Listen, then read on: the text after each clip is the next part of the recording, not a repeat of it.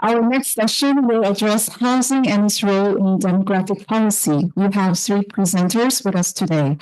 It is now my pleasure to introduce Professor Stuart Ziotto-Baston, Professor of Social Science and Public Policy, Hong Kong University of Science and Technology, who will moderate the panel discussion.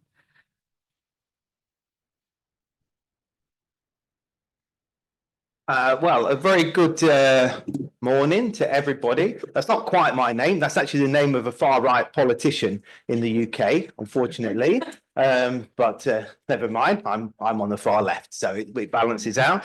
So it's really nice to be able to have this opportunity to moderate this session on housing. And housing, of course, has already been talked about very often this morning, I think, in various different ways, and we see how these issues of housing are complex. It's not just about cost of housing, relative, absolute, but about planning, about communities, about intergenerational living, and so on and so forth. So anyway, we are delighted to be able to have three short presentations today, and then I will invite our discussants to have a discussion, and then we will have our kind of group panel discussion. But it is my genuine stated goal today to have some questions and answers of a longer period of time from the floor. That would be my goal today. So if we can keep everything nice and tight and nice and short, that would be wonderful.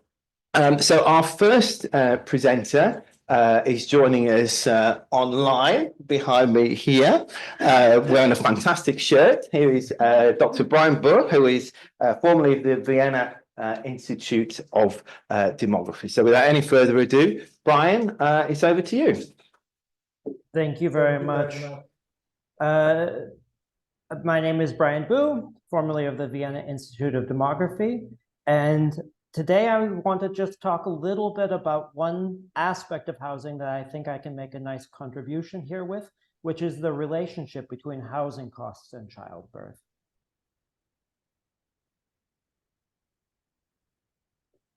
When thinking about the relationship between housing costs and childbirth, most people have previously considered the relationship between property prices and childbirth, and economic theory suggests that as rising house costs compete, housing costs rise, they compete directly with the expenses related to childbearing and child rearing. Higher property prices elevate the cost of mortgages and down payment and rent, making it more expensive to start or expand families. We found from evidence in the US that shows that higher property prices delay first birth, but do not necessarily reduce the total number of children over time. However, some recent data from the Netherlands found that a negative relationship between regional property prices and total fertility rate. This impact also appears to vary by housing tenure, with existing homeowners having an increased likelihood of childbirth when property prices rise, while renters have a decreased likelihood of childbirth. However, when thinking about property price, this may not exactly reflect a household level. A simple negative relationship between housing costs and childbirth may oversimplify this for four main reasons. The first is housing is elastic. Couples may be willing to pay more for housing if it's better in quality or size. Second, housing costs are relative to household income. Higher income levels and/or women's labor force participation can increase the relative affordability of housing. Third, there are some non-economic factors related to potentially more expensive housing, which may encourage childbirth if it offers more stability, security, or access to services. Finally, fourth, homeownership in particular is a symbol of stability and maturity and has been historically linked to parenthood. And we see just very briefly from this figure that, interestingly, actually as countries get richer, in the final column in red, the share of household income going to housing actually increases rather than decreases. So in a current upcoming paper, I'm looking at how to parse this aspect of between housing affordability and the willingness to pay. And I examined the relationship between rent and mortgage payments and the likelihood of first, second, and third birth in the United Kingdom. Furthermore, I want to know what role does women's labor force participation play, which of course a lot of demographic and economic theory talk about the trade-off between income and opportunity for women, as well as has this relationship evolved over time. And in this paper on the preliminary results, I found that a higher share of income spent on housing is negatively associated with childbirth when considering total housing costs. Furthermore, this negative relationship has strengthened over time, particularly following the 2008 housing crisis. However, when we account for total household income or total household resources, the relationship actually inverses and becomes positive, aka the more a household is spending as a share of their income on housing, the higher likelihood they have of experiencing childbirth. This suggests that a high housing expenditure increases childbirth through high residual income, indicating furthermore that there is a strong income effect here. It's not just raw housing costs. These dynamics, though, are particularly prevalent in households where women are not participating in the labor force. In households in which women are participating in the labor force, I did not find particularly strong relationships. So when thinking about the relationship between housing costs and childbirth, what are some of the policy implications? Well, simply housing costs may explain some of the shifts in the socioeconomic gradient of childbirth. Furthermore, rising housing costs may shift how women and couples navigate these old demands of childbearing or child rearing along the economic necessity and benefit of labor force participation. However, as I showed, there's relatively few studies looking at the relationship between housing costs and childbirth, and there's still many aspects that remain unclear. This includes the role of intergenerational transfers, access to mortgages, state housing benefits, socioeconomic stratification, interpersonal demands for housing and neighborhood quality, and one particularly big one, which is the formation of partnerships and cohabitation dynamics. Thank you, everyone, for listening, and I hope I gave a clear presentation to you.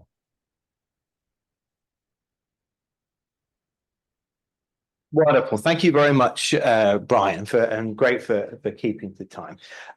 So next, if I can, I'd like to invite Zhang Lei, who is from Peking University, who will give our second presentation.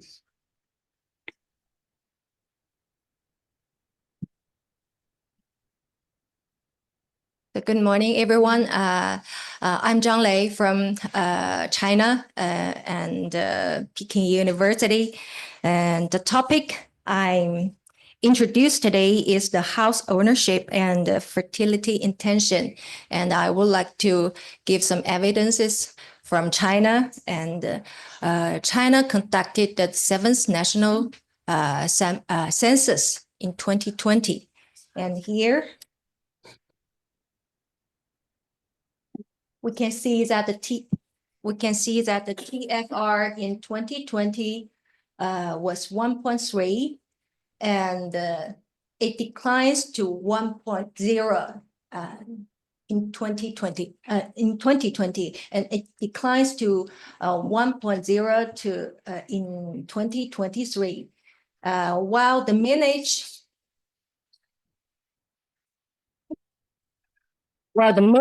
at first childbearing was postponed to 27.5 years old, and in 2021 years showed the Chinese government the population policy conducted by the Chinese government, and since the new century, this is the third population policy reform, and the goal of this population policy was set to improve fertility policies to promote long-term population development.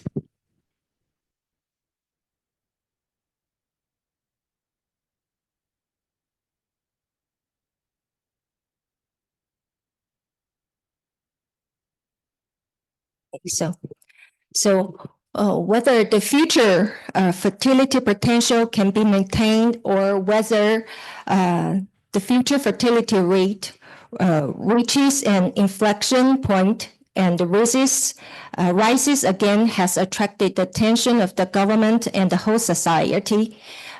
Immediately afterwards, the Chinese government began to build a comprehensive fertility policy system across the country. So here's the current fertility supportive policies the policies that have been introduced one after another focus on providing support to family of childbearing age from three aspects: maternity leave, money, and services. So among the costs of childbirth, childcare, and education, housing costs as the largest expenditure have become one of the core factors that hinder the desire to have children. For in China, housing is the must-have for marriage for most young adults. So this figure on the right side shows that in the top 4 big cities in China, Beijing, Shanghai, Guangzhou, and Shenzhen, the house price per square meter is 6 times, 5 times, 3 times, and 6 times, respectively, of the average monthly salary. Thank you. So in East Asia, especially China, in addition, direct economic benefits, housing property rights mean the possibility and the stability of marriage, which social class one belongs to, and eligibility to access to different levels of educational resources. Unlike another assets, the living and the wealth attributes of housing shape the subjective experience and the perception of the absolute and relative levels of quality of life, such as perception of current subjective well-being, the expectation of intergenerational mobility, and the expectation of responsibility for elderly livelihood. So we used the 7 rounds of cross-sectional data from Chinese General Social Survey for analysis. This is the national representative data, and it shows that the highest proportion of the number of children intend to have among the young adults aged 20 to 45 years old is 2 children, and the proportion of 3 or more children is less than 8%. So compare with the parents' generation, today's younger generation in China tends to prioritize making decisions that maximize emotional value rather than material gains in their personal life planning. The primary consideration is whether the marriage and the childbearing can provide strong emotional value for themselves. And our research also confirms that, firstly, the number of houses owned has a significant positive impact on their fertility intentions. And secondly, the impact of the number of houses owned on fertility intentions can be explained by the following intermediary mechanisms. The first is the more houses, the higher perception of subjective well-being, which increases the willingness to have more children. The second is the more houses, the more expectation of upward intergenerational mobility, thereby increasing the willingness to have more children. And the third is the more houses, the less expectation of livelihood support in older age from the government, and the more expectation from family, thereby increasing the willingness to have more children. And according to our literature, research, and data analysis, it can be seen that if houses ownership contributes to the regarded as a basic condition for marriage and having children in the context of China's marriage and the childbearing culture, young people will need longer time to accumulate wealth, thus missing the optimal childbearing age. So the discussion points may be the questions asked by the younger generation and their opinion. So the first is, can they and how can they meet the needs of having babies at late reproductive age and ensure the birth quality, and how to meet the needs of designing an individual life course instead of getting married and having children at the designated time according to the social clock. And instead of making every effort to maintain a balanced work and childbearing, it is better to prioritize investing in their own human capital and the quality of life and so on.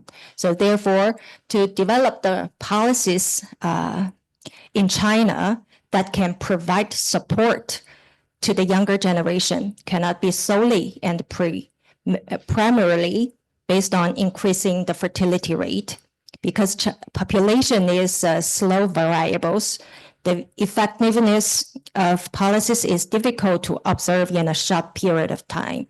So what China needs now is to systematically build a resilient environment that allows young people to live in peace and enable young people to have good reproductive experience without losing personal and family development and without causing tense intergenerational relationships due to childbirth and childbearing.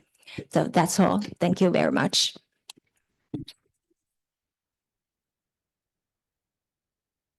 Thank you very much. Yeah. And so I now invite our next speaker, which is Dr. Soyi Chong, who is a research fellow in the Land and Housing Research Institute at the Korea Land and Housing Corporation. 네, 안녕하세요. 안녕하세요. 네, 서울에서 지금 저만 한국어를 하고 있네요. 그래서 굉장히 좀 오히려 더 떨리고 있는데, 네, 제 발표를 잘 들어주시기 바랍니다. 저는 한국 토지주택연구원에서 근무를 하고 있습니다. 토지주택연구원은 한국토지주택공사에 소속된 연구원인데요. 토지주택공사는 정부의 공공주택을 공급하고 주거복지 서비스를 제공하는 그런 공공기관입니다. 오늘 제가 발표해드릴 내용은 한국의 저출산 현황과 그리고 주거정책 현황에 대해서 좀 말씀을 드리려고 합니다. 다들 잘 아실 것 같습니다. 한국이 워낙 유명해서요. OECD 국가 중에서 합계 출산율이 가장 하위를 기록한 국가입니다. 지금 한국에서는 혼인 건수가 감소하고 그리고 초혼, 그러니까 결혼하는 연령이 높아지고 있고 또 출산의 연령도 함께 높아지고 있습니다. 이것은 다른 저출산 국가에서도 다 나타나는 현상이지만 한국의 특징이라고 할 수 있는 거는 지속적으로 지금 합계 출산율이 하락하고 있고 또 그 규모와 속도가 굉장히 빠르다는 점에서 국가적 위기로 저희가 인지를 하고 정부에서도 굉장히 강력하고 적극적으로 저출생 정책을 추진하고 있습니다. 앞서 두 분의 발표자분들께서 발표를 해주신 것처럼 이 주거와 저출산은 굉장히 밀접한 관련을 갖고 있습니다. 그래서 한국에서도 이런 주거 문제, 그러니까 불안정한 주거 환경, 그리고 높은 주거 비용 등이 결혼과 출산을 포기하는 주요 원인으로 지금 지목이 되고 있고요. 밑에 보이시는 여러 한국의 조사와 그다음에 연구 결과에서도 그 내용을 볼 수 있는데 맨 오른쪽에 있는 원 그래프에서도 보시면 신혼부부가 가장 가족 계획을 세울 때 생각하는 요소 중에 하나가 주거 문제이고요. 그다음에 중간에 이제 보시면 또 주택을 보유한 신혼부부의 평균 자녀 수가 그렇지 않은 신혼부부에 비해서 많다라는 거에서 주거 안정성과 이제 주거 문제가 굉장히 많은 청년들의 출산과 결혼을 좌우하는 그런 요인이라고 볼 수 있겠습니다. 그리고 맨 왼쪽에 있는 그래프를 보시면 이것은 저희 연구원에서 작년에 수행한 결과인데 신혼부부에게 이제 주거 지원 정책이 결혼과 출산에 얼마나 도움이 되겠느냐라는 것을 물어봤을 때 굉장히 높은 수준으로 도움이 될 것이다 라고 대답을 했습니다. 따라서 이런 청년과 신혼부부들도 이런 주거 지원 정책에 대한 수요가 굉장히 높다는 것을 알 수 있겠습니다.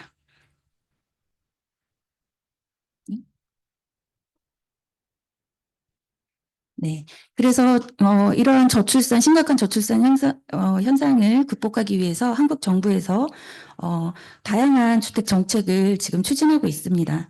먼저 청년과 신혼부부들의 맞춤형 주택을 공급을 하고 있고 또 그들의 주거비 부담을 경감시킬 수 있는 다양한 그 주거비 지원과 그리고 금융 지원을 확대해 나가고 있습니다. 그리고 정책의 수혜를 받을 수 있는 대상자를 확대하기 위해서 그 정책 대상자의 그 자격 요건을 계속 지속적으로 확대해 나가고 있습니다. 가장 주요한 그런 정책을 소개 잠깐 해드리면 저렴하게 장기간 거주할 수 있는 임대주택을 공급을 하고 있고 또 저렴하게 내 집을 마련할 수 있는 공공 분양주택을 공급하고 있습니다. 그리고 앞서 말씀드린 대로 주거비 부담 경감을 위해서 주거비 비용을 지원하고 금융 지원을 하고 있습니다. 그리고 주거뿐만 아니라 그 부모의 양육 부담을 경감시키기 위해서 돌봄 서비스를 함께 제공하는 양육 친화 환경을 조성하기 위해서 또 노력을 하고 있습니다. 그리고 가장 최근의 정책은 출산을 하는 가구를 지원하고 내 집을 마련하는 아까 베이징 대학교의 교수님께서도 말씀하셨지만 내 집 마련이 굉장히 신혼부부의 입장에서 가구를 형성하고 아이를 낳기 위해서는 가장 필요로 하는 그런 것이 주택이기 때문에 그런 내 집 마련을 할 수 있는 거를 강화하는 걸로 정부가 지금 정책을 추진하고 있습니다. 그래서 여기 보라색의 동그란 원을 보시면 이제 3가지 유형의 방식으로 집을 구매할 수 있도록 프로그램을 설계를 했고 또 여기에 보시면 기존에는 신혼부부와 청년을 위한 특별 공급 분량이 있었습니다. 할당된. 그렇지만 새롭게 신생아를 낳은 가구에게도 할당을 비율을 넓혀서 출산한 가구에게 혜택이 많이 가도록 지금 정책을 추진하고 있습니다. 그래서 앞으로의 이런 주거 정책이 앞서 발표자분들께서도 많이 발표를 하셨고 또 많은 연구에서도 주거와 저출산이 굉장히 밀접한 관련이 있다라는 것이 많은 그런 내용들을 시사하고 있기 때문에 앞으로의 이런 저출생 주택 방향은 어떻게 돼야 되는가를 생각해 보고자 합니다. 그래서 이제 앞으로는 결혼을 해라, 그다음에 아이를 낳아라라고 강요하는 사회가 아니라 스스로 미래에 내가 아이를 가지면 정부로부터 충분한 혜택을 받을 수 있다라는 그런 신뢰를 받을 수 있도록 그런 결혼과 출산, 그다음에 양육을 행복하게 선택할 수 있는 그런 사회 환경이 조성돼야 된다는 측면에서 먼저 저렴하게 그리고 안정적으로 거주할 수 있는 공공주택의 공급을 확대해야 하고 또 그 출산과 관련된 것이 비단 그 주거 문제뿐만 아니라 그런 일가정 양립이나 돌봄 문제가 굉장히 중요하게 작용하기 때문에 부모와 자녀가 함께 행복할 수 있도록 그런 돌봄 정책과 일자리 정책을 함께 연계한 주거 정책이 펼쳐져야 될 것 같습니다. 그리고 앞으로는 좀 더 기존에는 청년과 신혼부부에게 주거 지원이 이제 초점이 맞춰졌다면 앞으로는 좀 더 아이가 있는 가정으로 이제 주거의 정책 지원이 이제 옮겨가야 된다, 강화돼야 된다라는 것과 그리고 각 청년과 그다음에 신혼부부 그리고 아이를 키우는 가정은 각각 단계에서 필요로 하는 주거 지원의 그 종류와 수요가 굉장히 다릅니다. 예를 들면 청년 같은 경우는 자립을 할 수 있는 기반을 마련해 줘야 되고 그다음에 신혼부부 같은 경우는 함께 살 수 있는 집을 마련할 수 있게 해줘야 되고 또 아이를 키우는 가정 같은 경우에는 양질의 교육과 그다음에 보육시설이 함께 서비스가 제공돼야 됩니다. 그래서 각 단계별로 이러한 맞춤형 정책을 추진해서 다음 단계로 이행을 할 수 있는 거를 도와줘야지만 이런 저출산 문제가 해결될 수 있다라는 것과 마지막으로는 이러한 이제 정책들이 정부에서도 다양한 정책들을 지금 추진하고 있지만 정말 이 정책들이 얼마만큼의 효과가 있는지, 그다음에 정말로 필요한 사람들이 필요한 것들이 제공이 되고 있는지가 이제 평가를 받기 위해서는 국가적인 차원에서 그거를 검증할 수 있는, 지금 많은 연구자분들이 주거와 출산의 관계를 여러 가지 데이터와 요인들로 비교 분석을 많이 하시는데 그런 것들을 하시려면 기반이 되는 데이터가 필요합니다. 그래서 그런 데이터베이스를 구축하고 그런 지표를 개발하는 것들이 장기적인 관점에서는 필요할 것이다라고 생각합니다. 이상입니다.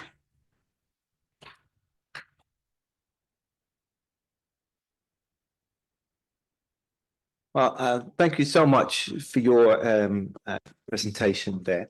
And I think this is also extremely important on raising these issues of both the public and the private sector and how they interact in terms of housing. So without any further ado, let me invite our discussants to talk about these three very different papers. It's not easy, but I think there are certain themes that are kind of running across all three of them. So maybe I might invite Melinda Mills from the University of Oxford first. Thank you very much. Those were three very interesting papers. And as I said in my initial talk, housing is actually a key issue, I think, in relation to fertility and well-being in general. I found Brian, first to start with that, I found that presentation very interesting because it brought out, and I think something across all of the three presentations was about property prices and just how important that was. I think he raised some interesting points about mortgages and fixed rates and all of these different systems that I think we often forget, and whether you need a deposit or not, which is actually quite interesting. And I think when we look across countries and across different geographical regions, you know, what is the public versus the private rental market or home ownership, and that seems to really differ a lot. One thing I thought as well that was sort of reflected across the presentations, and I would like to maybe think about further, is when we have this aging population, we have a later intergenerational transfer of housing and inheritance and assets and property. And as individuals live longer, I wonder if we can reflect on that too, about intergenerational inheritance and taxes and all of these different issues. And then I think it was Professor Lee gave an excellent overview and presentation, which I appreciated, which touched on many things. I do wonder if the move to the 3-child housing policy or the 3-child policy will affect housing as well too, you know, and what the relationship with that is. And also I appreciated by So-Ying Chung as well too. That was really interesting overview of all of these different aspects. The question I would have in relation to that would be, I guess there's been a focus on newlyweds. So I'll move to my questions now. So one of my first questions, there's a focus on newlyweds and housing. And when I was reflecting about the situation, looking at it in relation to low fertility, I found there's a lot of single person households and a lot of older individuals living alone. So I wonder if, and that's related to depression and lots of things, I wonder, is there a move to think about housing as more integrated across different groups? So I don't quite have an understanding of it, but from what I read, there's a provision of home housing for older people and for those with low incomes, but they're often in a separate area. So that results in people from lower incomes all being in the same place and not integrated across different types. So would that result in some unintended social stratification? The other thing is about the focus on community spaces and having the opportunity for people to mix. And I wonder if we could, any of the speakers could reflect on that. And that's So we focus on the newlyweds, but has there been a focus on integrating the young and the old as well for social support and social cohesion? And then perhaps my last point would be, is a house purchase, it seems like it's almost unattainable. So is this, will there have to be a new way of thinking about whether that's a prerequisite for parenthood? And just some reflections on that. So those are my initial reflections, and I think I turn it now, Stuart, to the next discussant. Yeah, thank you. Yes, please. Hi. So I think when thinking about the topic of housing and housing policies, we know that housing in and of itself actually grows an economy of the country. So developing housing not only benefits people in, access to service delivery, basic goods, but it's also to grow an economy. It deals in South Africa in particular in terms of high unemployment, so skills development. So in and of itself, housing actually contributes to the GDP of a country. So moving that way and ensuring that we actually provide this housing supply is very important. And also in other instances, as we're dealing with Asian countries, it's also facilitating couples to fulfill their fertility desires and accommodate the changing needs of the age-sex structure that's also happening in East Asia. But what I've gathered in this last 2 days is that we have to have sort of a long-term view, and there's this rush to see results right now. And we need to sort of maybe allow these policies the space to create that enabling environment whereby the goals can be achieved. So I think people have picked up on, being very wary of suggesting that it's not really giving the results immediately and pulling out of those kind of policies before they're allowed to fruition.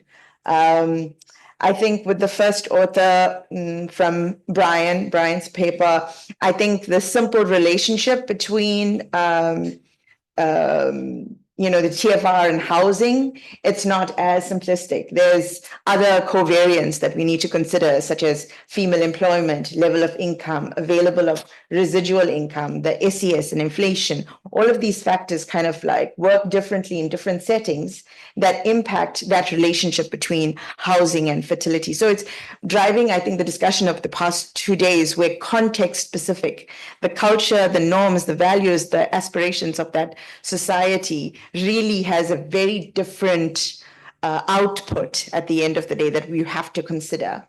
In terms of the paper on the last author in Korea, for example, it's clear that it's not just housing policies, but it's the parental care, the discussions that we've been having about promoting childcare, parental leave, and education costs. All of that, the complete package, has individually, because we've had papers where they've shown percentage increase in terms of fertility, that each one could, but the package perhaps allows for more stalling or less decline, yet to see, obviously. But and I think with South Korea, they've been very resilient in sort of developing and reacting to the way policies are up. The uptake of policies. In many countries, in order to, in fact, even implement a policy, it takes a lot of civil society engagement. There's lots of pushback, and a policy would have to go through many, many phases before it could be implemented. But it's very fast reaction in terms of South Korea sort of adapting itself and being resilient to that. But even still, I wonder, I think my question to the authors would be, that do we think that, given that it's taken decades for priorities to have changed where we are in this position, do we think that even these policies, that the package and even housing policies, even if we afford them the long term, are really going to make a difference? Your personal opinion in terms of the work that you've seen so far. And we've also noticed that, the delayed or depressed fertility has, we've often blamed a delayed or depressed housing market and vice versa. but it's proven that, the markets have not necessarily helped stabilize the housing prices. So it's really the government's role in terms of sort of stabilizing prices in order for people to afford, so that they can fulfill their fertility desires. Because I think it's governments that then have to deal, and particularly in South Africa, where we have to deal with the issues of homelessness and poverty and child malnutrition, or all of the ills that come about when the markets do not balance out. So the role of governments, particularly in housing, for those aspects as well, and aging, is very important. Particular countries vary in terms of their reaction, in terms of what zoning policies might be available, and how to control for those markets. We know about tenure, tenant status, rental ownerships, and these different housing typologies that exist in various parts of the countries or the world that we could borrow from. I think something unique for a person coming from South Africa, I was very interested to find out about the deposit in South Korea, that you place a massive deposit and the interest rate of that is known as the rent basically. So those different typologies that influence the uptake of housing. And I just read an article where 48% of the households in Korea are single households.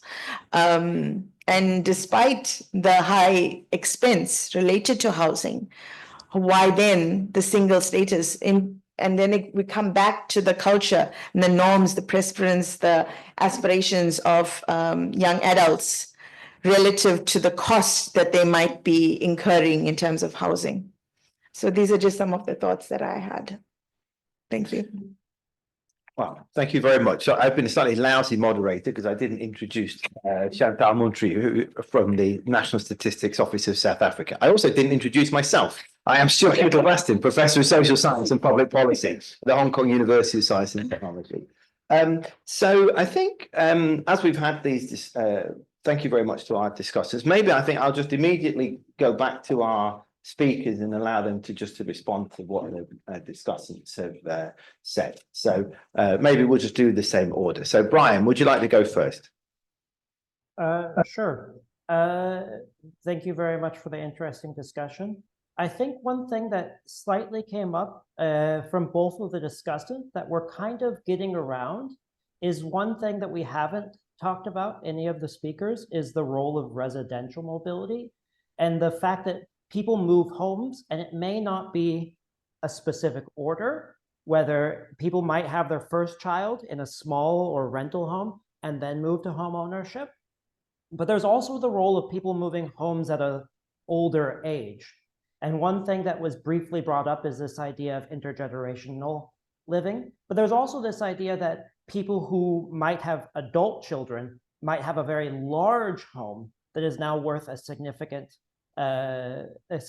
value that they previously purchased for a lower value. And they are taking up a lot of space in a home that could be used for a young growing family, but the cost of the property and moving homes, because if they sell this valuable home, the other property is so expensive, they would have to leave the neighborhood, and therefore they stay in a mismatch of home. And so you have an additional issue with a policy concern here, which is if property prices get so high or tax policy encourages people to stay in homes they're not fit for, this might also discourage residential mobility and could have an onward knock effect onto childbirth and childbearing.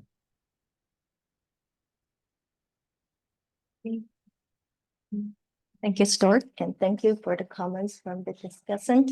And I would like to add some detailed information about Chinese reform of housing system. So compare with Western countries, the reform of housing system in China started very late, since 1994.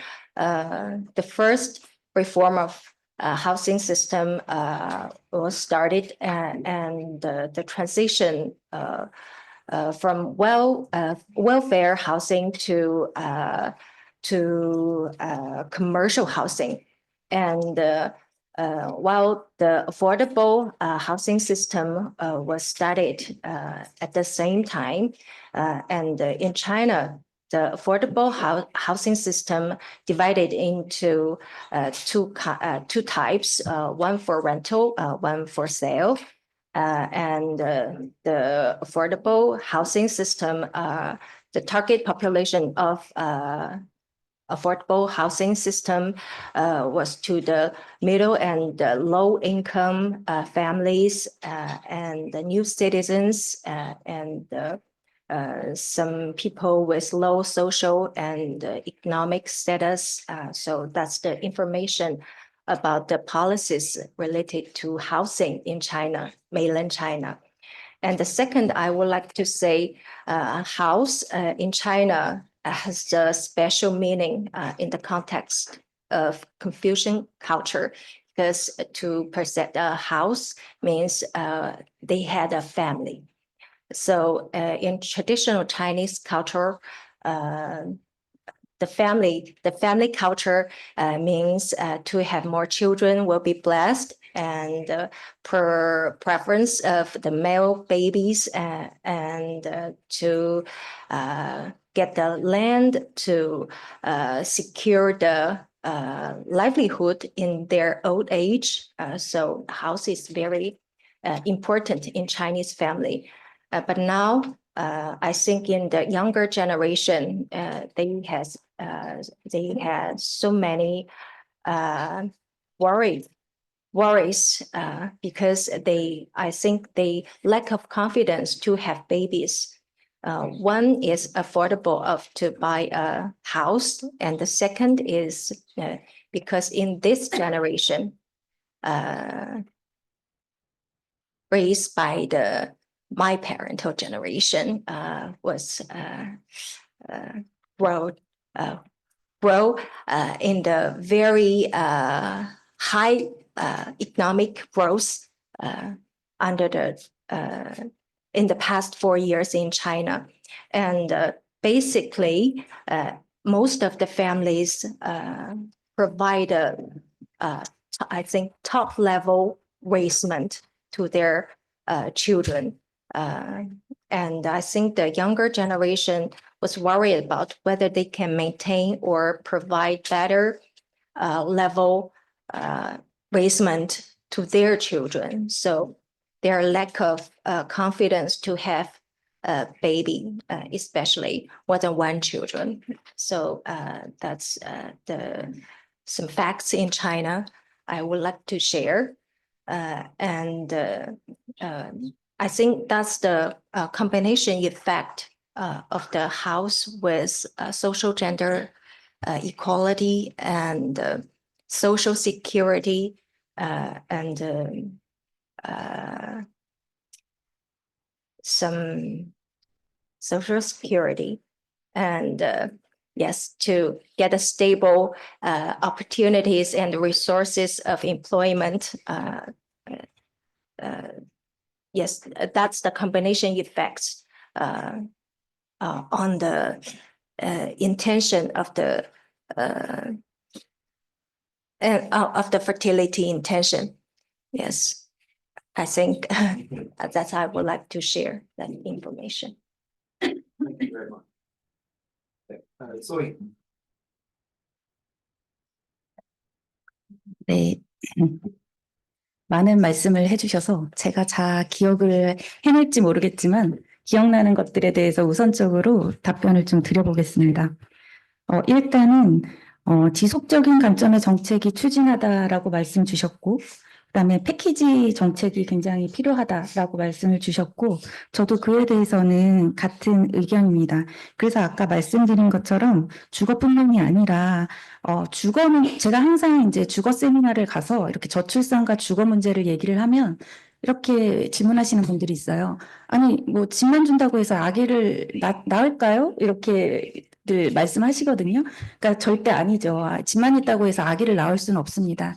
그러나 이제 집이라는 것도 하나의 중요한 요인이고, 또 일단 한국에서는 약간 제도적인 결혼이라는 제도 안에서 이제 출산을 하고 이제 육아를 하고 이런 문화가 있기 때문에 이제 결혼을 하게 되면은 주로 이제 집을 그때 장만하게 됩니다.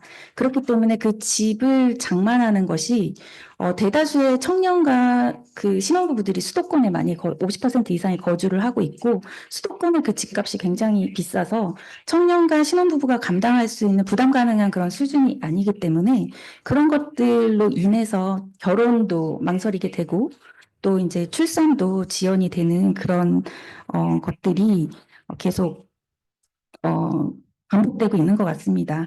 뭐 예를 들면 이제 임대주택의 장점이 장기적으로 저렴하게 안정적으로 거주할 수 있는 건데 이제 예를 들어서 한 친구는 공공임대주택에 거주하면서 이제 자산을 축적해서 집을 사야지라고 계획을 세워서 임대주택에 들어갔고 또 한 친구는 나는 그래도 무리를 해서라도 집을 사겠어. 라고 해서 대출을 많이 이용해서 그런 대출의 부담을 안고 집을 샀는데 워낙에 한국의 그런 부동산 시장이 좀 불안정하다 보니 같이 그렇게 한 명은 공공임대주택에 살고 한 명은 무리하게 집을 샀는데 나중에 집을 산 친구가 집값이 엄청 올라서 굉장히 자산이 늘어나게 됐습니다. 그렇게 됐을 때 이 임대주택에 살던 친구는 굉장히 박탈감을 느끼게 되거든요. 그러니까 이러한 박탈감을 느끼지 않도록 부동산 시장이 좀 안정화가 돼야 되는 게 정부의 좀 큰 역할이라고 생각을 하고 그리고 그러한 뭐 내가 집을 구매하지 않더라도 안정적으로 장기적으로 거주할 수 있는 공공임대주택을 좀 확대 공급을 하면 그런 문제들이 좀 해결될 수 있겠다라고 생각이 되고요.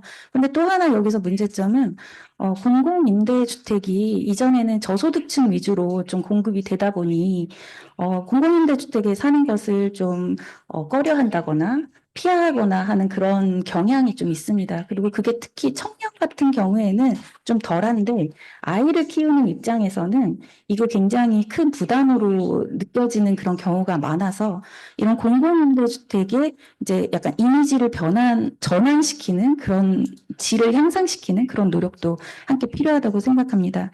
그런 의미에서 아까 세대 통합적인 정책이 필요하지 않냐라고 말씀을 하셨는데 그런 임대주택의 이미지를 좀 좋게 하기 위해서는 어떤 특정 계층을 위한 주택이기보다는 모든 세대가 함께 어우러져서 사는 것이 그런 이미지를 좀 향상시킬 수 있는 방법의 하나가 아닐까라고 생각을 하고요. 그다음에 지금 이제 국내 이제 저출산 고령화가 심각해지다 보니 저출산 정책이 있고 고령자 정책이 있습니다.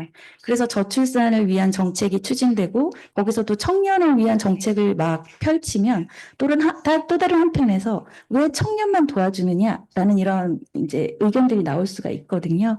그래서 이렇게 어떤 구분을 해서 지금은 이제 뭔가 좀 급하고 우선순위적으로 좀 개발적으로 추진되고는 있긴 하지만 최종적으로는 결국에는 세대 통합적으로 정책이 좀 진행이 돼야 될 것이다라는 생각이 있고요. 또 마지막으로 그 개인적으로 이제 한국의 정책 도입의 속도가 빠른 것 같다라고 말씀을 주셨는데 뭐 그렇게 보일 수도 있을 것 같긴 한데요. 저희 한국도 공공주택이나 이런 공공적인 주택의 정책이 기존에는 저소득층 위주로 진행이 되다가 한 13, 14년 전부터 이제 그때부터 이제 생애주기별 맞춤형 주거 지원을 하자라는 정책이 생겨서 이제 그에 따라서 뭐 청년, 신혼부부, 고령자들의 맞춤형 정책을 추진하게 됐습니다. 그러니까 지금 현재 청년, 그다음에 신혼부부를 위한 정책이 한 10몇 년, 12년, 13년 정도 이제 밖에 지나지 않았고 최근에 들어서 저희가 그 저출산의 그 속도와 그 떨어지는 하락세가 굉장히 심하다 보니까 한 명 밑으로 떨어진 국가가 이제 한국뿐이라는 그런 위기감에서 정부에서도 굉장히 급속하고 빠르게 그거를 이 지금의 기회를 놓치면 다시 반등할 수 없을 것이다라는 그런 문제의식을 갖고 굉장히 좀 빠르게 정책을 추진하고 있는 경향이 있습니다. 그래서 이런 것들이 장점일 수도 있지만 아까 말씀하신 것처럼 정책이라는 것이 굉장히 장기적인 관점에서 세대 통합적인 관점으로 진행이 돼야 되기 때문에 이렇게 바로바로 바뀔 수 있는 정책은 반영을 하겠지만 이것들에 대한 평가와 그다음에 검증이 이루어지는 게 굉장히 필요하고 그걸 통해서 개선하는 것이 굉장히 중요하다고 생각합니다.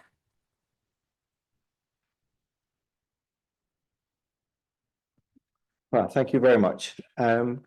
So I think just to get a kind of conversation started, I might just bring in another dimension, which I think we've not talked so much about. So I mean, I live in Hong Kong. We're very special in many ways. We have extremely expensive housing, possibly the most expensive housing in the world, which of course is a major barrier to family formation. We have younger people living at home for very long periods of time. But another issue, but then there are other dimensions as well in terms of tenure is important, different types of tenure, deposits, just getting your foot on the ladder is very difficult, but also quality of housing as well, and a quality of our housing stock. But another key issue, and which is always, I think, pertinent when the government is trying to suggest that people have more children in Hong Kong, which is now the government's new policy of late. We've talked a bit about IKEA already this morning. If you come to Hong Kong, I'll take you to IKEA in Kowloon Bay, and you will see a mock-up of a typical apartment, a housing authority apartment. A typical housing authority apartment is 32 square meters, which is not that much bigger than this stage, actually, right? It's small. It's very small. We have just abolished 8 square meter flats in Hong Kong. Now the minimum legal is 26 square meters, but 32 square meters is fairly typical.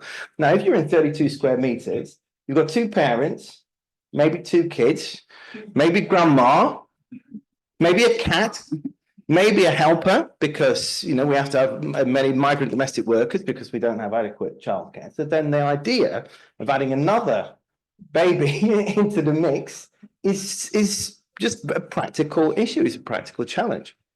And so I just wonder, because we've got experiences from different parts of the world here with very different types of housing stock, right? Whether or not you think that just the very fact that here in East Asia, we spent the last 40 years building teeny tiny flats where we prioritize money, basically, right? Prioritize investment, return on investment, rather than actual, well-being or happiness or having space to swing a cat. Do you think that this so how do you respond to this issue of space, shall we say? I would like to say, for example, the services providing for childbearing and childcare under 3. In China, for example, if take me as the center and take the social trust as the radius to draw a circle, I think the type of services provided by the home care and the child care, community-based child care was preferred to the institutional child care services. So I think the space of the house is the fundamental condition to meet the needs of the family who wants to have more than 1 babies. So to ask their parents or the grandparents to come home to provide some informal help, and to ask some professional to come home to provide home-based childcare services. So I think the house space is very fundamental condition in mainland China.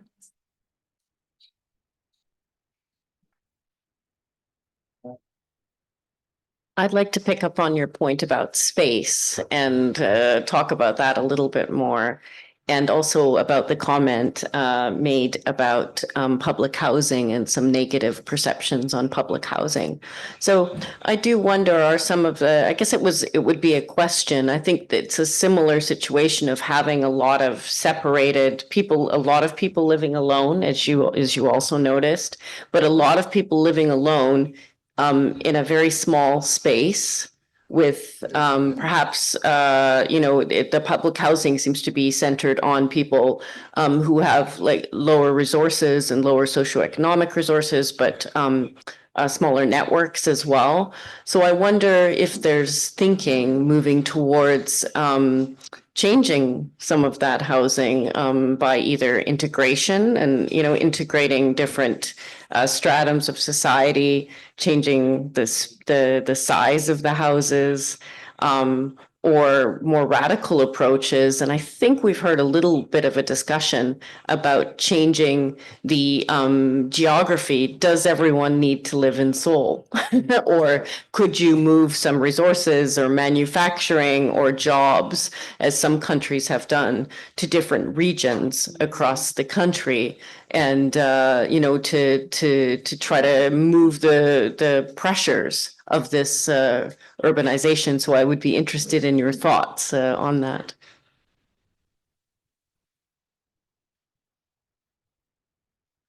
네. 일단, 공공주택의 경우 말씀하신 것처럼 굉장히 이제 저희가 한정된 재정의 기금을 사용해서 이제 한정된 이제 자원을 이제 어떤 특정 계층에게 공급을 하다 보니 크게 짓고 싶어도 충분하지가 않고요. 그런 여러 가지 이유로 이제 작게 그리고 가급적이면 좀 많이 짓기 위해서 많은 사람에게 혜택을 주기 위해서 좀 좁은 면적으로 공급이 많이 된 거는 사실입니다. 그런데 말씀하신 것처럼 이 공간의 주거 면적이 인간의 삶의 질에도 굉장히 영향을 많이 미치고, 그다음에 특히나 이제 결혼과 출산에도 이 면적이 좁은 것이 굉장히 부정적인 영향을 미친다는 연구가 굉장히 많거든요. 그래서 이제 예를 들면 한국은 최저 주거 기준, 1인용 혼자 사는 최저 주거 기준이 14제곱미터인데요. 이제 기존의 이제 공공임대주택 1인 가구를 위한 것들이 예전에는 뭐 16제곱미터 아니면은 뭐 18제곱미터 이렇게 좀 작게 공급이 됐었지만, 네, 그런데 앞으로는 이제 점점 확대하겠다. 20제곱미터 이상으로 확대하겠다라고 정책을 발표했고, 또 최근에는 이제 30제곱미터까지는 가야 되지 않느냐라는 그런 움직임도 있고요. 특히나 신혼부부가 결혼을 해서 이제 뭔가 가족 계획을 하기 위해서는 적어도 40제곱미터는 돼야겠다라는 그런 움직임이 있어서 그런 식으로 이제 점점 공공임대주택의 면적을 늘리려는 정책을 지금 추진을 하고 있고요. 그리고 아까 말씀하신 것처럼 저소득층하고 1인 가구가 이제 너무 밀집돼서 거기에 좀 계층화되고 좀 어떻게 보면은 모여 살게 되는 그런 문제가 발생할 수 있는데, 그래서 한국에서는 옛날에 청년을 위한 주택으로 행복주택이라는 게 있었고, 또 이제 최저소득층 계층을 위한 영구임대 주택이 있었고, 그리고 이제 중간 약간 차상위 계층을 위한 국민임대주택, 이렇게 세 가지 유형의 임대주택이 있었는데, 그거를 다 통합하는 통합 공공임대주택 정책으로 이제 전환이 됐습니다. 그래서 앞으로는 다양한 세대가 모여서 사는 통합 공공임대주택으로만 공급이 되거든요. 그래서 이제 말씀하신 것처럼 그런 문제점들을 좀 해결하고자, 그리고 이미지를 좀 개선하고자 이런 통합 공공임대주택 으로 하나로 합치고, 또 그에 따라서 면적도 예전에 비해서 이제 좀 넓게 공급하는 것으로 가고 있고, 또 가장 최근에는 이제 1인 가구 같은 경우는 어느 일정 면적 이하로만 지원을 할 수 있는 그런 제도가 있었는데, 그런 것들도 이제 정책 방향에 맞지 않다라고 해서 1인이 이제 들어갈 수 있는 그런 기준의 한정을 없애는 그런 제도 개혁을 했습니다. 그래서 말씀하신 것처럼 저희도 그런 문제점을 많이 인지를 하고 있고, 그래서 점점 공공임대주택의 면적을 좀 넓히는 그런 정책을 피려고 하고 있는데, 이제 그렇게 하려고 하다 보면 이제 정부의 좀 기금적인 재정 지원이 좀 많이 필요로 하는데, 이제 한정돼 있다 보니 제가 막 이렇게 많이 이렇게 확대하지는 못하고 있는 실정입니다.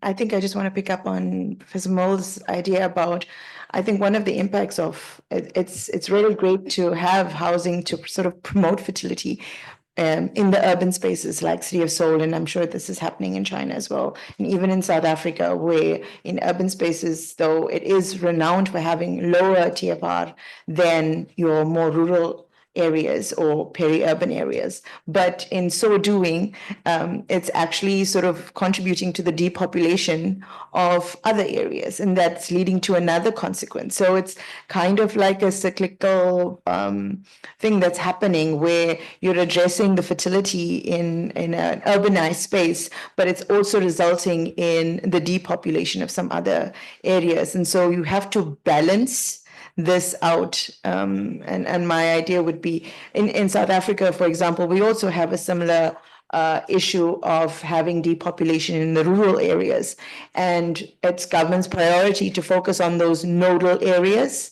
But you need government will, funding, private sector in order to sort of focus on industrialization in those spaces. And that's often quite lacking, whereas sometimes there's the focus on the urban space, which gets more funding and gets more political will. And that might be, for many countries, I think, an issue.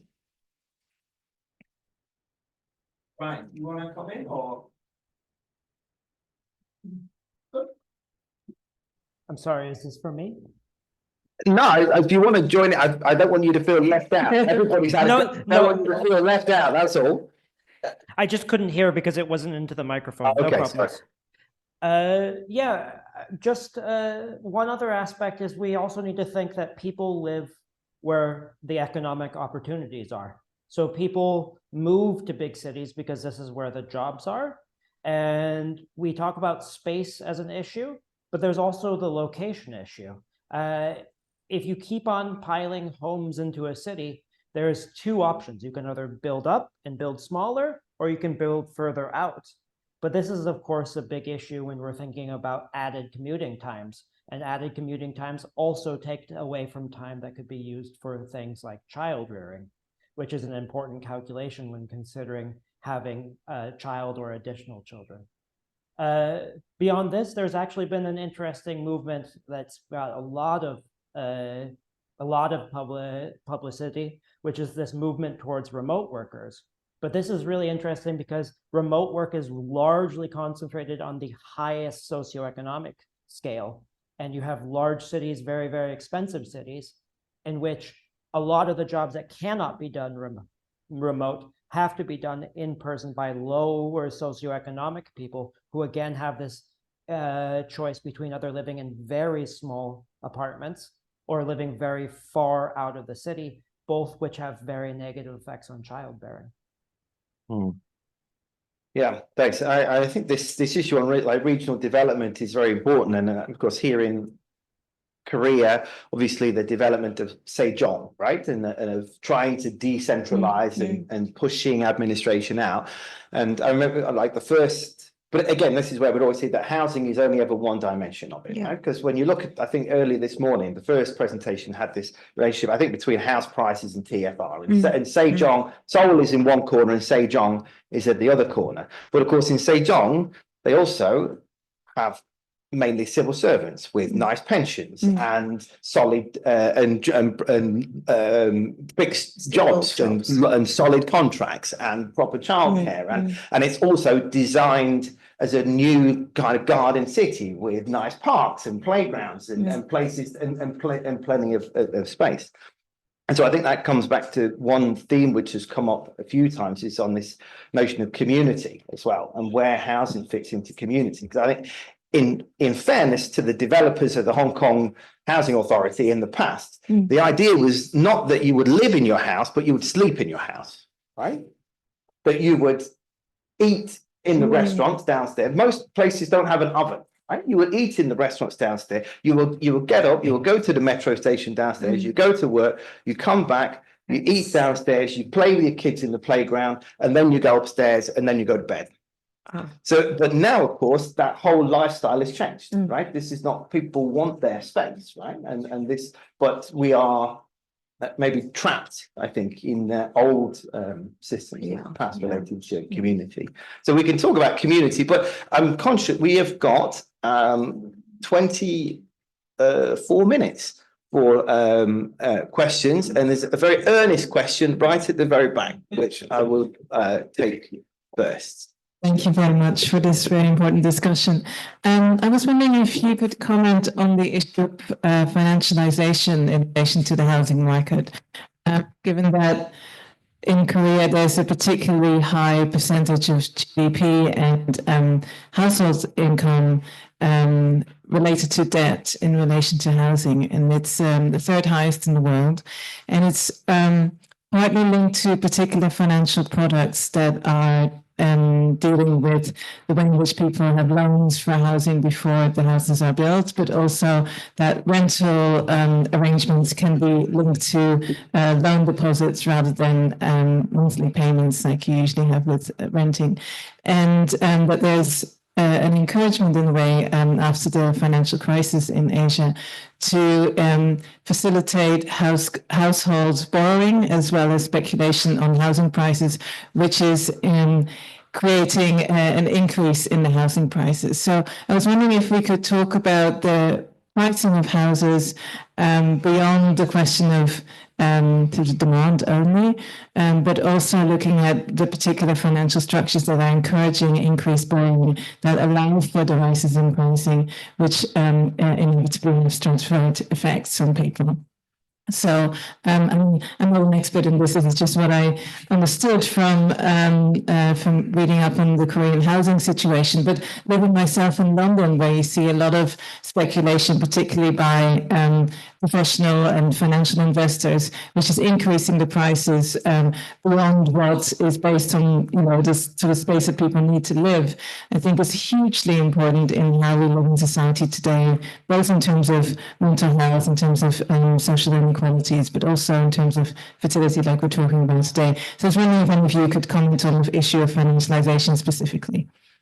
Thank you very much. Can I just ask you for your name and your affiliation? Because and everybody, can you do, because we have like the rapporteurs who have to write this up, please. Yes, it's Lucy Vanderweel, and I'm a lecturer at King's College London in the UK. Thank you very much. Yes, it's very interesting. It's very often exactly the same developers and the same people who are trying to encourage people to have more children, who are at the same time kind of exploiting the system. But anyway, never mind. That's my own political rant on that. Soyi, do you want to come on that explicitly about Korea? 네. 질문이 많아서. 네. 제가 그런 금융 쪽의 전문가는 아닌데요. 일단 제가 이제 아는 한도에서 말씀을 드리면, 말씀 주신 것처럼 아까도 말씀 주셨지만 한국에 이제 전세라는 굉장히 독특한 그런 렌트 시스템이 있는데, 예전에는 이제 그 전세가 굉장히 일반화되는, 이제 금리가 높을 때 그런 이제 집주인이 그런 집의 주거 비용을 한 번에 받아서 그걸 다시 재투자하는 그런 개념으로 사용을 했던 시스템이기 때문에 이전에는 그게 굉장히 잘 활발하게 전세 시스템이 돌아갔었는데요. 최근에는 이제 금리도 떨어지고 해서 전세에 큰 그런 이득은 없지만 그거를 자산으로 기반으로 해서 또 다른 투자를 할 수 있다는 장점이 있는 제도입니다. 그리고 또 임대를 하는 사람의 입장에서도 매달 나가는 이제 월세는 없어지는 돈이라고 생각을 하는데, 전세 같은 경우는 처음에 내가 한 2년 동안 한번 집주인에게 줬다가 다시 2년 후에 그대로 돌려받는 시스템이기 때문에 전략을 한다, 이제 그 월세를 소비하지 않는다라는 입장에서 이제 한국에서는 전세를 좀 선호하는 경향이 있는데, 아까도 말씀드린 것처럼 이제 이런 주택이 부동산 시장이 불안정하다 보니 투기의 목적으로도 많이 이제 그런 악용되는 그런 사례가 있고, 가장 최근에 이제 한국에서 문제가 됐던 사건이 전세 이제 사기라는 그런 문제가 있었습니다. 그러니까 전세금을 돌려주지를 못하는 그런 피해였는데요. 그러니까 집주인이 무리하게 집에 전세금을 받아서 다른 집을 사고 또 그 집에 전세금을 받아서 다른 집을 사고 이런 식으로 하다 보니 이제 임대를 한 사람이 나갈 때 전세금을 돌려줘야 되는데 돌려주지 못하는 문제가 발생이 돼서 굉장히 큰 그런 연쇄적인 문제가 일어나서 사회적인 문제가 되었습니다. 그래서 이제 그런 문제들이 있기 때문에 아까 전에도 이제 그런 장기적으로 거주할 수 있는 공공임대주택에 대한 수요가 최근에 좀 많이 늘어났거든요. 왜냐하면 임대주택 같은 경우는 이제 안정적인 거래가 이루어지기 때문에 나의 전세금을 안전하게 지킬 수 있다라는 이제 그런 의미에서 임대주택에 대한 좀 수요가 높아진 그런 측면이 좀 있었습니다. 네. 그리고 또, 네. 또 질문이 뭐였는지 제가 깜빡했는데요. 네. 그래서 그런, 전세 사기를 당한 사람들이 주로 청년이었어요. 청년이 그런 주택 계약에 대한 정보도 없었고, 그 다음에 이제 좀 소규모의 주택에 살다 보니 여러 가지 이제 그런 계약에 대한 취약성이 있어서, 청년과 그리고 신혼부부, 거기서 살다가 이제 새롭게 집을 마련하려던 신혼부부들이 그런 이제 피해를 많이 당한 경우가 있어서 최근에는 이제 전세에 대한 부담감을 갖는 인들도 많아져서 오히려 월세를 선호하시는 분들도 나타나고 있습니다. 그래서 지금 주택 분야에서도 앞으로의 이 전세 시스템이 얼마나 지속 가능할까, 앞으로는 우리도 월세 시스템으로 돼야 되지 않을까라는 그런 문제점들에 대해서 함께 계속 고민하고 있는 중입니다.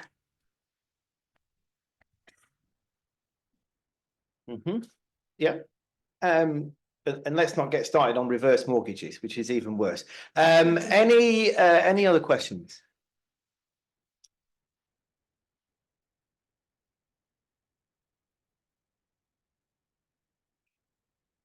Muji.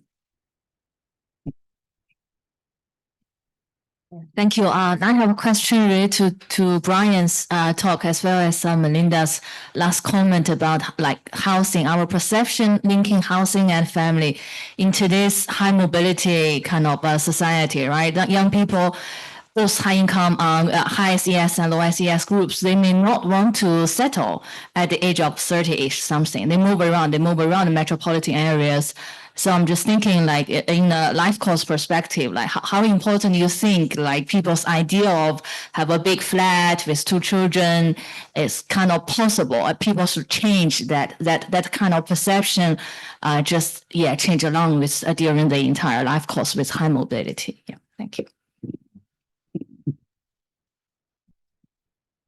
I'm happy to speak on this. I think that's an excellent point. I think if we're talking about the causality between housing and childbirth, there could be the reverse causality that the question highlights, which is that if people just simply don't believe they'll ever be able to achieve something like home ownership, they may not intend to even fit it in a life course plan, or at least not take these like family planning seriously at a younger age, and may stretch out that young adult period much more. So when we're thinking about the relationship between policy, it is really important to think about if there is a reverse causality here. Yeah, and I mean here in Korea, of course, we used to talk about the sampo generation, and now we talk about the enpo generation of giving up on so many different aspects of life, whether whether or not this is marriage, childbearing, family, a house, having a decent job, having a pension, having holidays every year, having all of those different things, and I think that really kind of fits in to that idea as well. I saw another hand. Was it you, Sylvia? Hi, my name is Sylvia Schreiber. I'm from HelpAge International, but it's not an issue related to aging, although of course everything is interconnected. I have a question to the lady from the Housing Corporation. We know in Korea the housing market is a little bit segregated. So of course the priority kind of the preference is for the apate, for younger people, kind of once they get married, they want to, move to an apate with, bigger kind of pyeongsu area. And of course, there are also other types of housing, such as villa, for example, or, dandok chutek, or some other types of housing, which are less expensive, which are more affordable. But of course, those are not preferable, even though the let's say, quality of life in many of the villas is not bad. I would say even better, because there is no so much noise because the number of households is lower. So is there any effort, for example, also for in terms of the promotion and the image, kind of building the image of these various areas of housing? Is there any effort to also encourage these various types of housing instead of everyone just trying to jump on the apartment market, which is of course not possible given the current prices? Thank you.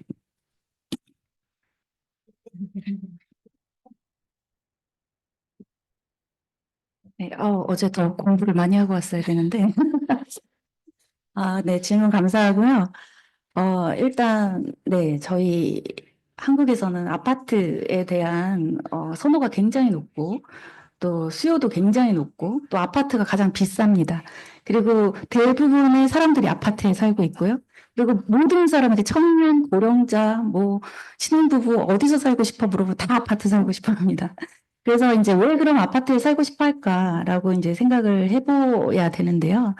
일단은 이제 아파트가 한국에서 그래도 가장 보편적으로 가장 많이 이제 공급되고 있는 그런 주거의 유형이고, 또 아파트가 굉장히 생활하기 굉장히 편리한 시스템입니다. 뭐 주차라든지 아니면 관리사무소가 있어서 안전이나 치안 문제도 이렇게 돌봐주고, 그다음에 그 안에 육아를 할 수 있는 공간이라든지 놀이터라든지 아니면 아이들이 자전거를 탈 수 있는 공간이라든지 이런 시설이 굉장히 편리하게 되어 있기 때문에 사람들이 이제 거기서 지내는 걸 편리하다고 생각하고, 또 아이를 키우기에 안전하고 적합하다라고 생각을 하고 있어서 아마 그런 아파트의 수요가 이제 높아지고 있다고 생각이 드는데요. 그럼에도 불구하고 이제 아파트 외에도 단독주택이나 아니면 뭐 빌라 같은 곳에 살고 싶어하는 약간 저밀도의 공간에서 이제 약간 자연과 함께라든지 아니면 이렇게 아파트 같은 경우는 대량으로 공급이 되다 보니 어떻게 보면 도심의 중심에는 공급이 되기 어려운 경우도 있거든요. 그래서 약간은 어떻게 보면 이제 도심의 이제 약간 외곽이나 아니면 그런 쪽에 땅을 구해서 택지를 개발해서 거기에 공급하는 경우가 있어서 그런 이제 빌라나 아니면 저층 주거지의 장점은 도심에 이제 위치한다라는 도심의 그런 게 있어서 정부에서도 이제 그런 저층 그 주거지에 있는 주택들을 매입을 해서 구매를 해서 다시 그거를 환경을 개선을 해갖고 다시 그런 사람들에게 빌려주는 그런 정책을 하고 있고요. 또 꼭 이런 아파트가 아니더라도 예를 들어서 뭐 지방이나 아니면 다른 지역으로 이주를 하시는 분들의 경우에는 거기서 꼭 아파트 형태가 아닌 뭐 타운하우스라든지 아니면 뭐 다른 빌라나 뭐 연립주택의 형태로 다양한 주택을 그 지역에 맞게 공급을 하는 그런 정책도 펼치고는 있습니다. 근데 아마 제가 볼 때는 한국의 아파트 사랑은 좀 오래 지속되지 않을까 생각이 듭니다.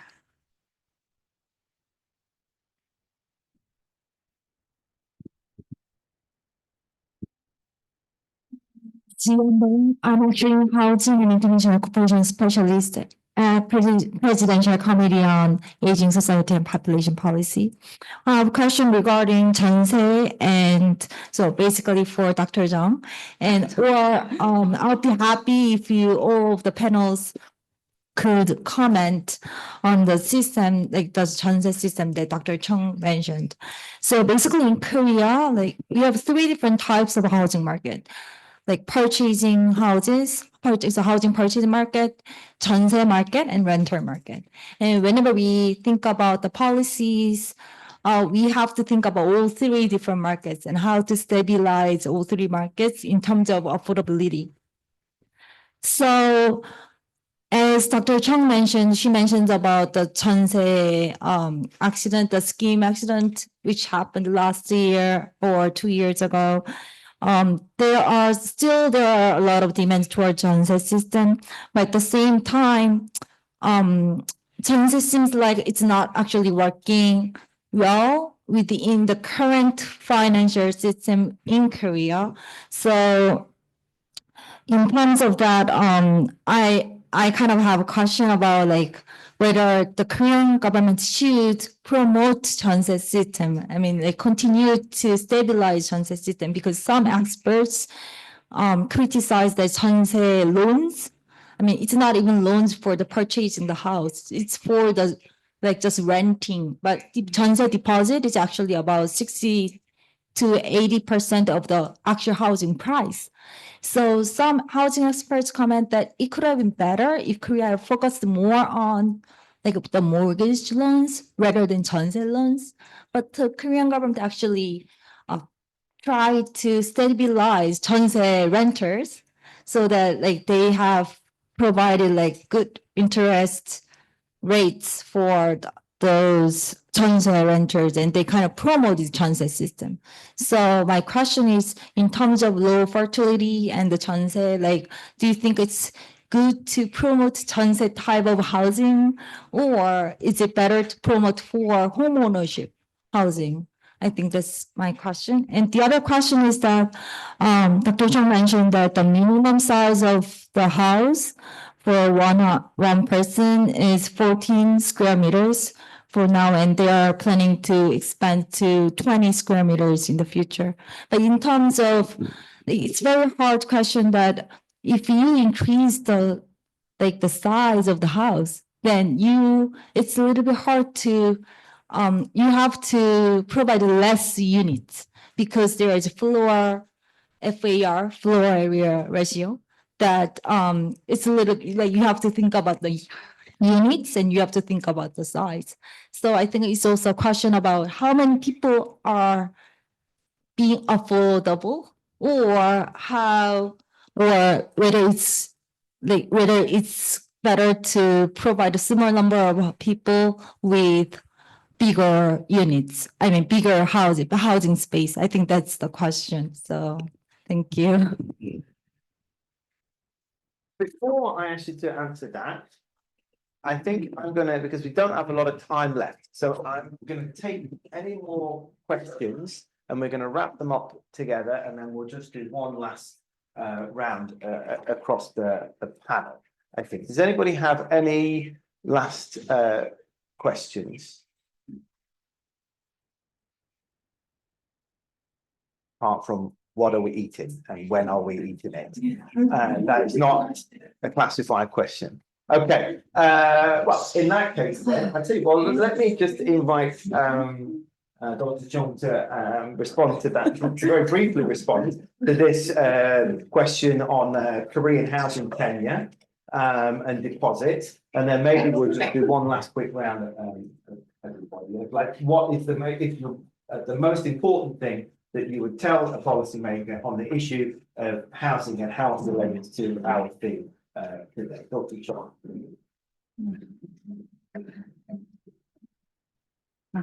네. 전세가 좋은지, 아니면 전세를 계속 이렇게 권장하는 것이 좋은지, 아니면은 대출을 좀 지원해서 내 집을 구할 수 있게 하는 것이 좋은지에 대해서는 저도 확실하게 어떻게 하는 것이 좋겠다라는 생각은 지금 말씀드리기가 굉장히 좀 조심스러운 부분인데요. 뭐 개인적인 생각, 이건 그냥 저의 개인적인 생각인데, 제 생각에는 전세든 그 모기지를 이용해서 주택을 마련하는 것이든, 그 중요한 거는 그 정책을 사용하는 사용자가 어떤 상황이냐가 제일 중요할 것 같거든요. 그러니까 그 사람의 상황에 맞춰서 이용할 수 있는 정책이 전세도 있고, 그다음에 월세도 있고, 그다음에 이런 모기지를 이용해서 내 집을 마련할 수 있는 여러 가지 다양한 저는 지원 방안이 여러 정책이 다양하게 존재해야 된다고 생각합니다. 왜냐하면 자기의 자산이나 소득에 따라서 자기가 선택할 수 있는 정책이 한정돼 있기 때문에 선택의 기회를 준다는 측면에서는 좀 다양한 지원이 좀 필요한 것 같고, 근데 이제 전세 같은 경우는 좀 여러 가지 문제점이 있는데, 그거를 뭐 안정적인 뭐 이자율을 준다고 하더라도 그 이자율을 줌으로 해서 그 혜택을 보는 사람이 과연 누구인가를 좀 생각해 봐야 될 것 같고요. 그렇다면 그게 정말로 이제 입주자도 좋고 이제 임대인도 좋아야 되는 정책인데 이게 과연 이제 누구를 위한 정책일 건가라는 것을 한 번 더 좀 고려를 해봐야 된다고 생각이 듭니다. 그리고 면적 같은 경우에는 지금은 현재 이제 너무 적게 좁은 면적으로 공급된 건 사실이거든요. 저희가 공공임대주택이 이제 너무 이제 적정한 위치가 아니어서 그런 것도 있지만 면적이 좁아서 공가율이 발생하는 그런 지역도 굉장히 많습니다.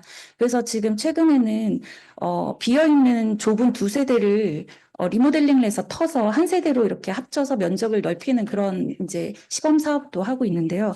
그런 것들이 굉장히 자원 낭비인 거거든요. 좁게 지어놨다가 그거를 이제 다시 트는 그런 거를 행위를 하니까요. 그래서 이제 말씀하신 대로 면적을 크게 지으면 세대수는 줄어들 수밖에 없습니다. 그럼에도 불구하고 앞으로 이제 저출산이나 아니면은 이런 주거의 질을 향상시키기 위해서 개인의 최소 주거 면적은 좀 더 늘어날 필요가 있다는 점에서 면적은 좀 더 늘어날 필요가 있을 것 같고요. 그다음에 이제 그럼으로 인해서 세대수가 줄어드는 것은 이제 정부의 역할이 좀 클 것 같은데 정부가 이제 재정기금을 좀 충분하게 해주면 그런 문제들이 좀 해결되지 않을까 싶습니다. 네. Thanks. It's not over yet. Brian, 30 seconds. What's your kind of key takeaway for all of this? What should go in the key takeaway? My key takeaway for all of this has to do especially with when we're considering housing, considering the larger life course as well. Because we all are alluding to it, but this also is highly intertwined to, of course, employment opportunities, time needed for childbearing, and all of these larger economic and social events coming together. So especially when we're thinking about housing policy, we have to think about how these always intertwine with each other. Thanks very much. Lei, what goes in the report? I would like to say the additional value of the house in China was too many additional. For example, the high price always linked with the high quality educational resources and schools. So I think to provide supportive housing policies should be break this linkage. Yes, to elevate the unbalancing distribution of the educational resources, especially in the big cities, for example, in Beijing, Shanghai. Now younger generation, young people prefer to escape from the big cities, for example, escape from Beijing, escape from Shanghai because of the high cost of living. So I think the government should do, by the first step is to break the linkage between the housing and its additional value behind it. Yeah. Yes. Thank you. Melinda? I guess my takeaway would be, how attainable is housing, considering the deposits and these issues. And then the other one would be, how livable is it in the end? And is it the society that people want to live in? And do there have to be sort of radical rethinks in terms of moving across different geographies or, thinking about, I like Brian's point on the life course, thinking about changing ways of working and, integrating the system more. I think it's partly in response to the question being asked, is the goal of the policy. And sometimes one policy, what is your intent? Is it to meet the supply in terms of housing within the country for the different age groups? And versus another goal, which is about, ensuring fertility desires. And it does seem at certain times it would be that these are sometimes competing with one another. And, that priority needs to be made. And it could be sometimes as a reaction, the response to this declining fertility rate, and we need to do something, that you may have unintended consequences over time in terms of the choices we are making with your policies. Thank you very much. And thank you very much to all, everyone in our amazing panel here. And thank you very much to our amazing translators who have done an incredible job of guided us through the intricacies of the Korean housing system as well. And with that, I draw this session to a close. Now it is over. Thank you so much. Thank you, stewards, and all our speakers and panelists for their insightful discussion. So we will now take a lunch break.